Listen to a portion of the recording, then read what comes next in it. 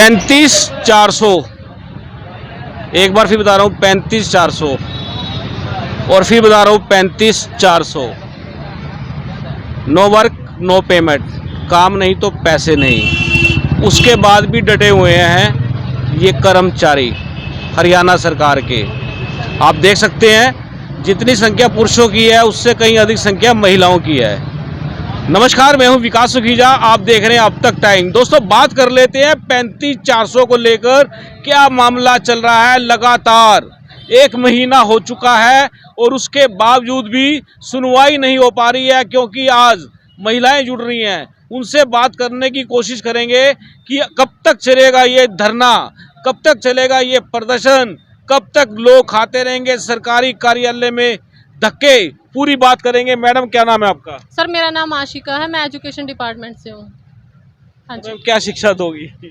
Sir, शिक्षा तो बस यही है, आज हमारे धरने का 29वां दिन हो गया है सर। और ये हरियाणा सरकार को हम तो ये बोले जितनी जल्दी इस बात पे संज्ञान लोगे उतना ही फायदा होगा, क्योंकि लॉस देखो, आम जनता भी परेशान हो रही है और सरकार का भी रेवेन्यू का लॉस हो रहा है। हालांकि मेन बात जो है ना, सरकार का रेवेन्यू का लॉस नहीं हो रहा, सिर्फ लेट हो रहा। अगर सरकार का अगर नुकसान होता तो वो इस बात पे कब का संज्ञान ले चुके होते।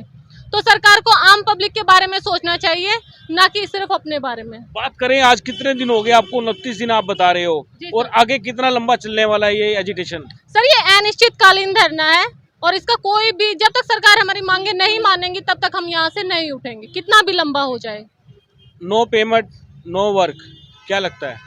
सर, कोई फर्क नहीं पड़ता। हम अगर यहाँ पे बैठे हैं तो हम अपने आप को, सब जो भी सरकार दमनकारी नीति अपनाएगी उन सब के लिए अपने आप को तैयार करके यहाँ बैठे हैं। नो वर्क नो पे से हमारे ऊपर कोई फर्क नहीं पड़ता। बिल्कुल दोस्तों, आपको बता दें खुली चुनौती है। और मैडम है, क्या नाम है आपका? Ma'am Neha sir. नेहा जी, क्या बताना चाहोगी? 35,400 लेने हैं या नहीं लेने? सर, 35,400 बिल्कुल लेने हैं सर, और 35,400 के लिए ही हम बैठे हुए हैं। और सर, हमारे लिए लोगों में गलत धारणाएं बनाई जा रही हैं सरकार के द्वारा कि ये काम नहीं कर रहे हैं। हम आपको बिल्कुल तथ्य बताते हैं सर 35,400 के। जब हमारा सर 1957 में 56 में सर, जब क्या था, बेसिक पे कलर का, डेप्टी रेंजर का, इनका, और जेबीटी टीचर हो गया, जूनियर इंजीनियर हो गया, इन और एक MPSW, इनका सबका समान वेतन होता था। लेकिन उनका क्या है, सबका सेम रहा, मतलब उनका तो बढ़ता चला गया, लेकिन कलर का कभी भी कोई पे रिवाइज नहीं हुई सर। वो 1900 पे है। और जो मैं आपको दूसरे जो बताए थे, डेप्टी रेंजर हो गया, जूनियर इंजीनियर हो गया, इंस्ट्रक्टर हो गया, ITI में इंस्ट्रक्टर है, उनका सबका सर 35,400 हो चुका है। और अब हम कह रहे हैं कि हमारा 35,400 करो। कह रहे हैं कि आप लोगों का कैसे हो सकता है, आप लोग टेक्निकल में नहीं आते। हम क्यों नहीं आते टेक्निकल में? जब हमारा एक सर पेपर पास करने के बाद, हम पेपर पास करके कलर लगे हैं, ठीक है, और उसके बाद हमारा एक पेपर होता है SCTC का, जो हमारे एक टेक्निकल पेपर के बराबर होता है, टेक्निकल कोर्स के बराबर होता है। हम वो पेपर पास करते हैं, उसके बाद ही हमें इंक्रीमेंट मिलता है, उसके बाद ही हमें प्रमोशन मिलती है। उसके अगर हमारा वो पेपर पास नहीं हो पाता है तो हम 1900 पे ही रहते हैं, ठीक है। और सरकार बात कर रही है कि हम दूसरों से ज़्यादा दे रहे हैं आपको, दूसरे स्टेट से। पहली बात तो हम हमारे स्टेट की बात कर रहे हैं। जब इकोनॉमी में हमारा स्टेट सबसे आगे है, तब तो आप बड़े जोर शोर से कहते हो कि हम सबसे आगे हैं, हम सबसे ज़्यादा सैलरी देते हैं। अब आप दूसरे स्टेट से क्यों कंपैरिजन कर रहे हो? और बात रही दूसरे स्टेट से कंपैरिजन करने की, अब मैं आपको हिमाचल प्रदेश का बताती हूँ। बात करें, सरकार आगे है, कर्मचारी पीछे है। सरकार आगे सरकार आगे है, कर्मचारी पीछे है, स्केल नहीं मिल रहा। सर, हम आगे पीछे की तो क्या बात है सर, हम हमारा अधिकार मांग रहे हैं। हम कोई विनती नहीं कर रहे हैं कि हमें हमारा 35,400 दो। ये तो हमारा सम्मान है, हमारा अधिकार है सर। अपने अधिकारों के लिए तो हमारे कॉन्स्टिट्यूशन में लिखा हुआ है सर, इंडिया के कॉन्स्टिट्यूशन में हम अपने अधिकारों के लिए लड़ सकते हैं। हम अपने वेजेस, जो हमारा अधिकार बनता है, जो हमारे वेजेस बनते हैं, हम उसके लिए बोल सकते हैं सरकार को। जब 35,400 आप दूसरों को दे रहे हो तो हमें क्यों नहीं दे रहे हैं? जब पहले थे, आप ये लगाओ 40 साल पहले सबके पास 60 रुपए थे।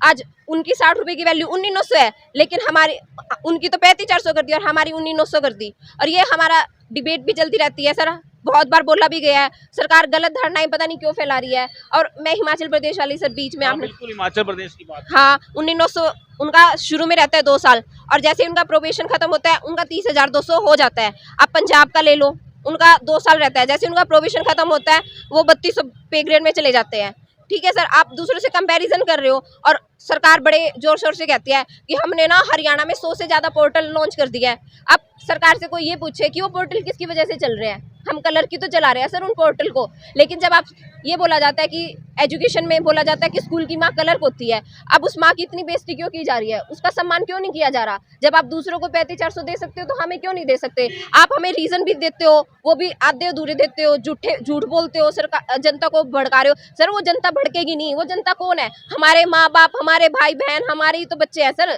जनता कहीं और से नहीं निकली हुई है सर। हम यहाँ पे कितने 31,000 कलर है सर, 31,000 एक के भी साथ आप कम से कम 6 लगाओ। उनके माँ बाप हो गए, उनकी पत्नी होगी, उनके भाई बहन बच्चे हो गए सर, सब हमारे साथ है। आप जनता को कैसे भड़का सकते हो? जनता पूरा परिवार प्रभावित हो रहा है। हाँ जी सर बिल्कुल। अब सरकार ने रूल लगा दिया है नो पे नो वर्क। सर आप ये तो देखो कि दूसरा हमारा, एक तो आप पहले ही सैलरी इतनी कम दे रहे हो, हमारे पास तो कुछ सेविंग भी नहीं है। अब आपने नो पे नो वर्क लगा दिया। अगर बाय चांस हमारी सैलरी ज्यादा होती, चलो हमारे पास सेविंग होती, हम काम भी चला लेते। अब हम कैसे काम चलाएंगे? आप ये लगा लो, आपने किसी के पेट के ऊपर लात मार दिया मतलब आपने नो पे नो वर्क कर कह के। तो हम सरकार से कहना चाह रहे हैं कि हमारी मांग को जल्दी से जल्दी पूरा किया जाए। और जो आपका काम प्रभावित हो रहा है ना सरकार का, मतलब वो कह रही है, मैं कहती हूँ सर आज भी दे देगी ना सरकार, हम 8 बजे, चाहे हमें रात को 8 बजे तक बैठ के काम करना पड़े ऑफिस में, हम अपना काम कंप्लीट करके जाएंगे। हम यहाँ धरने पर आए थे 5 तारीख को सर, 4 तारीख को हम शाम को 5:30 बजे तक ऑफिस में बैठ के काम करके आए हैं सर, सारा काम कंप्लीट करके आए हैं। और हम आगे भी हमारा सरकार से वायदा है, जो हमारा पुराना सारा काम है ना, चाहे हमें सैटरडे संडे भी ऑफिस जाना पड़ो, हम ऑफिस में जाके अपना काम पूरा करके ही रहेंगे सर। ऐसे नहीं है कि हम ऐसे ही बैठे हुए हैं। और सरकार नो पे नो वर्क कह रही है तो सर हमारे तो सैटरडे संडे भी ऑफ नहीं है, हमेशा हमारी 29 दिन हो गए सर, 29 दिन से स्ट्राइक चल रही है, कभी भी ऑफ नहीं होता स्ट्राइक का। लगातार स्ट्राइक चल रही है क्योंकि खुद को जरूरत है, काम करते हैं, स्केल बढ़ना चाहिए, 35-400 की मांग है। मैडम क्या लगता है इस मामले को लेके कोर्ट में क्यों नहीं जाते?